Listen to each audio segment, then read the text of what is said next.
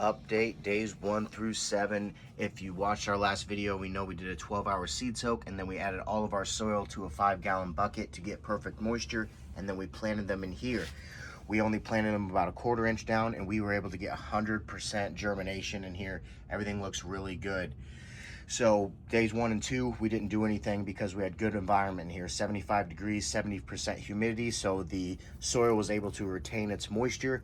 Days 3 and 4, we misted these. We used our field test to see how much weight is actually in here, but it stayed in there pretty good, so we just misted these.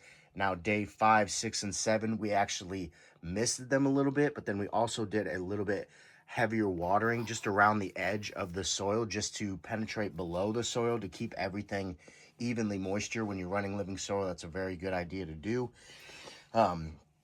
But other than that, everything's going to be hands off for these first steps. If you can get good environment and you start them off in that perfect moisture, if you just stay up on top of misting in the first few days and then a deep watering. You can see we added straw in here. That's going to help with retaining moisture. We did not add this until the seeds popped up. So you can see we have our jalapeno, or my banana peppers here, that are starting to pop up.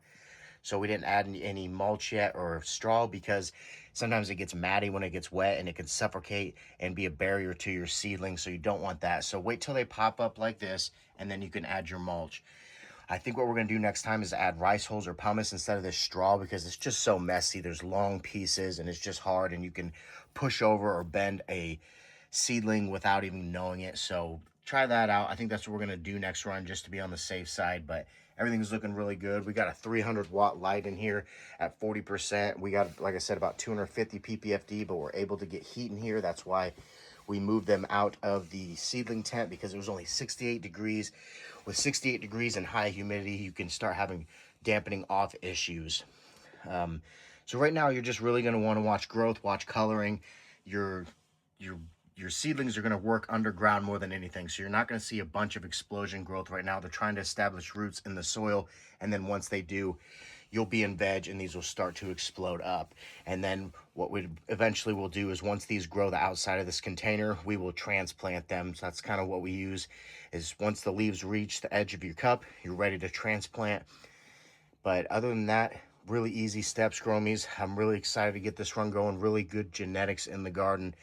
Off to a great start. 18 of 18 popped, and we also got our jalapenos and banana peppers going, which will eventually go in here. So really liking it, Gromies. I'm glad that you guys are coming by. Hope we can learn from each other, keep growing along, keep up on the environment, keep up on the watering. And that's it, Gromies. So until next time, day 7 to 14 coming up. Hopefully we can see some explosion of growth in here and get rocking and rolling and get them transplanted soon. So much love, Gromies. Stay tuned for next time.